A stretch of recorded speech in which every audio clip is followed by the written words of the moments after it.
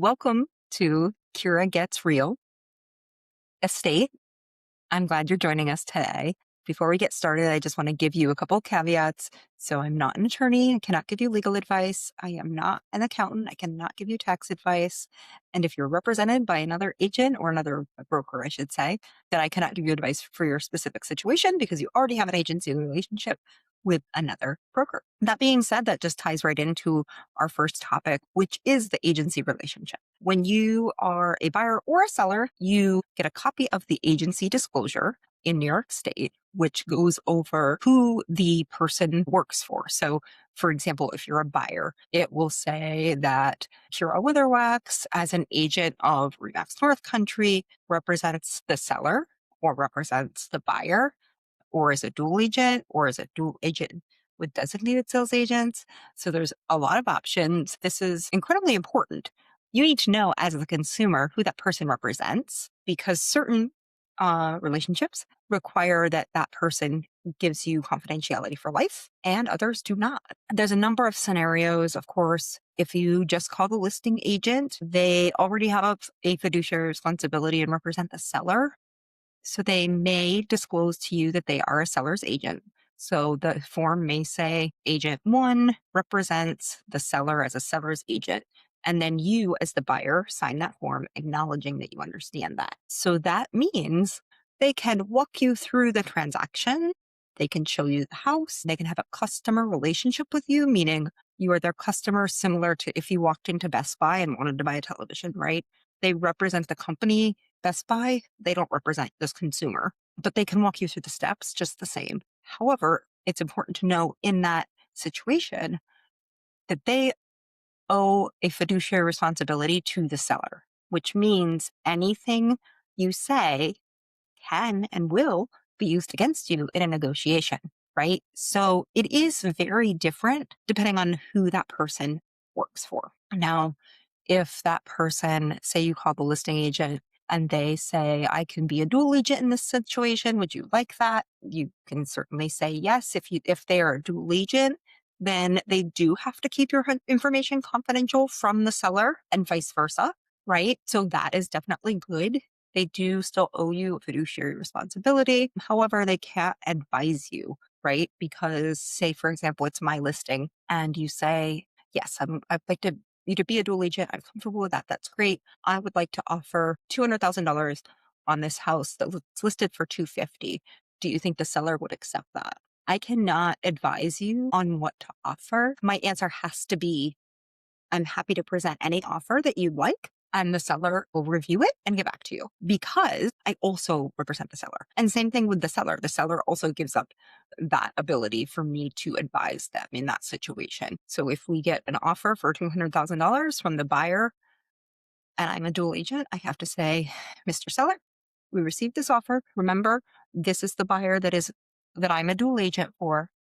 So here is the offer as presented. You can say yes, no, or you could counter with whatever you'd like. And if they say, well, do you think they'd come up higher? I have to say, I can advise you on what to do in this situation. If you'd like to counter, you certainly can and see what they say. So I'm more of just a mediator in that scenario. If I represent a buyer, so basically, because I am always an agent of my brokers, as is any agent, Remax represents the buyer. Kira is an agent of Remax, and Kira represents the buyer as a buyer's agent. In that situation, I can advise you, do a comparative market analysis. I can tell you, look, I think it's been on the market this amount of time. I think they're motivated. I would recommend you come in this range. I can give you a lot more professional opinion than if I'm a dual agent. One of the duties we owe our clients is following their instructions, their lawful instructions. If you ask me to discriminate, I cannot do that. If you ask me to do something else illegal, I cannot do that. But as long as your instructions are lawful, I have to follow them. I am an agent of you. So you tell me what to do and I do it. However, I still, if I represent you, if you're my client, not my customer, I'm going to give you my professional advice because that's what you're paying me for. You absolutely do not have to follow it. You could say, I want to offer $300,000 on this house that's listed for $250,000. And there's no other offers and no other interested parties. It's completely legal for you to overpay for a house. So if your instructions are, I want to offer $50,000 over list price, then I'm following your instructions. But I'm certainly going to give you my opinion as well and just say, this is in this market. This is what I think it's worth. Should absolutely offer whatever it's worth to you. That's fine. But just keep in mind, we legally have to follow your lawful instructions, not your smart ones. Our job is not to prevent you from doing something stupid. That's on you. You're an adult. You make your own choices. I will definitely give you my professional opinion if I'm in a situation where I'm representing you. So it's just important that when you sign the agency disclosure, you understand what you're signing, that you go over it, that you ask, is this person who is asking you to sign this disclosure, are they representing you? And if they're not, are you okay with that? Right? That situation is okay. It's a legal choice as long as you understand it going in. Is a pre-foreclosure. This one is very frustrating. I would say probably for real estate agents all over, but I will only speak for myself. It's very frustrating for me. There are certain sites out there that list a home as pre-foreclosure. And so then what happens is buyers call and they say, well, this house is pre-foreclosure.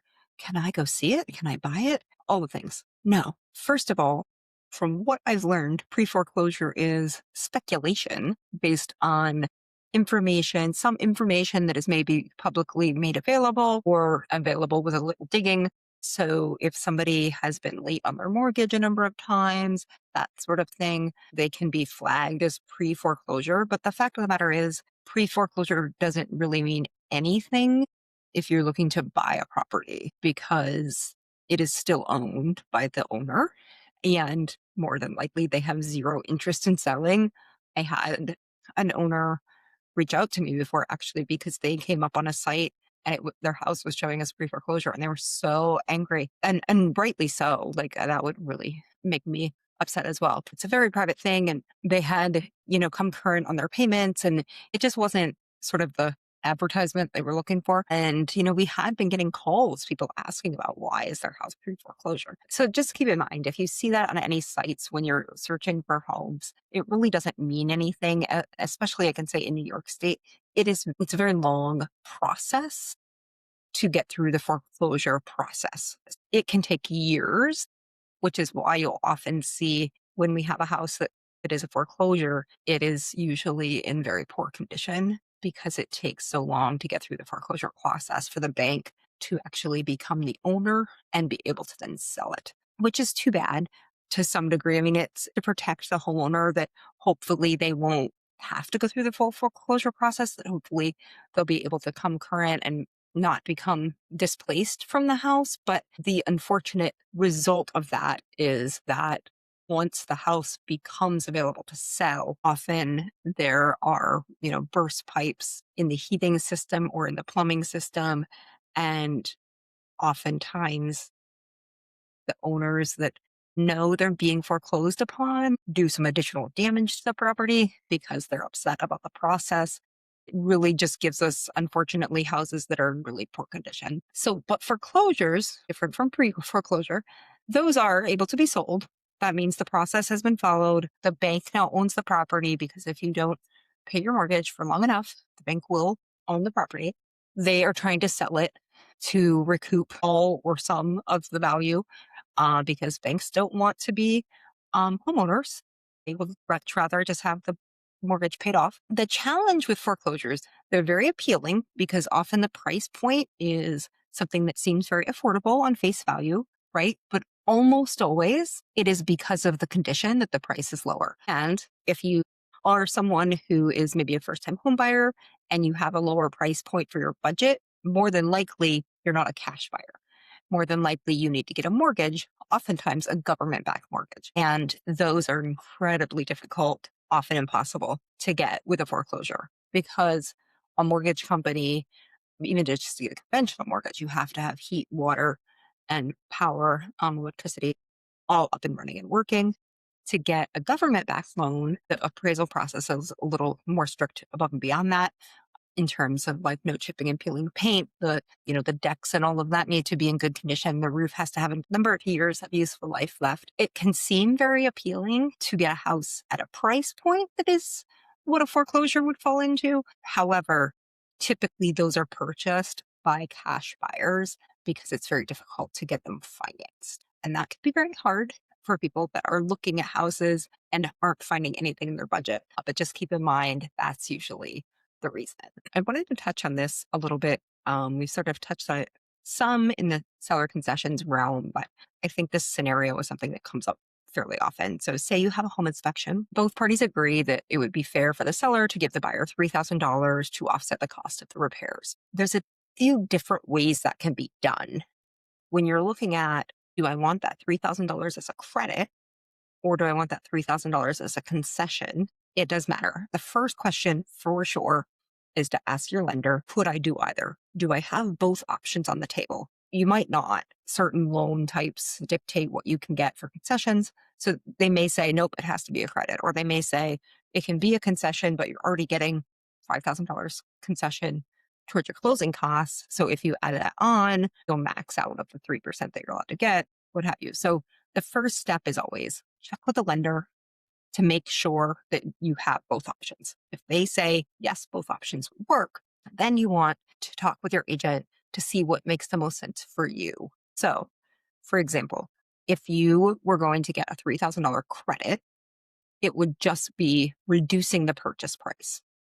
If it's a $200,000 house, instead of $200,000, you'd be paying $197,000, which you are getting $3,000 technically, right? You're reducing the price. However, your mortgage payment is going to go down very little over 30 years. And it doesn't put any cash in your pocket. You're just financing $3,000 less, essentially, right? So oftentimes, especially if the repairs are significant enough that the buyer needs the cash really to do them, like if it's a safety issue that they really want to get the work done as soon as they move in or as soon as they close before they move in, then we want to come up with a way for the buyer to have more cash in their pocket to actually pay for the repairs. So that's where a seller concession is very handy, because what the concession does, it would not change the mortgage payment. So the mortgage would still be based on the $200,000, but the seller would give $3,000 back at closing to the buyer. And it's all done on paper. The seller doesn't hand you money. That's not allowed. But it would show as a credit on your closing sheet so that you would have less cash to bring to closing. So for example, say your cash to close is $10,000. You need to bring $10,000 for the down payment or the attorney fee, for all your filing fees and what have you. All your cash to close is $10,000. If you get a $3,000 concession at closing, you only have to bring $7,000 to closing because that $3,000 covers part of your closing costs. So what it does is you have $10,000 in your savings account because you know that's what you need. And so if you only now have to bring $7,000 to closing, that frees up $3,000 for you to then use on repairs.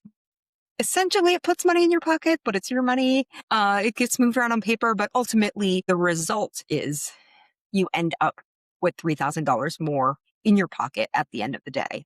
And the seller gets $3,000 less because when there's a concession, for example, the $200,000 minus the $3,000 that goes towards your closing costs, the seller is only getting that $197. So in either scenario, the seller is still only getting the $197.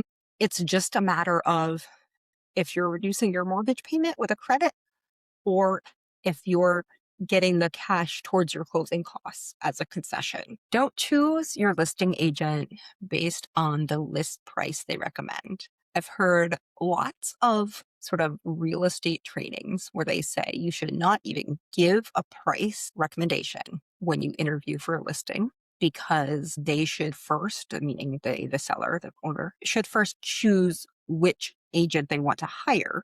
And then once they hire you, you can provide your professional opinion of what you think the house is worth. I would say most sellers in our market become uncomfortable with that. And to some degree, I can understand that, because if you are so way far off in price, maybe it doesn't make sense. Or I've also heard people say, well, if you don't believe in my house and think my house is worth what I do, then I don't want to hire you. I will warn you not to choose the agent based on the price they give you. The reason why is because it's sort of a strange job interview that we have, right? Because we want to get hired, but if we give you our professional opinion and it's as accurate as it can be, if you don't like the information that we're giving you, even if it's the truth, we might not get hired.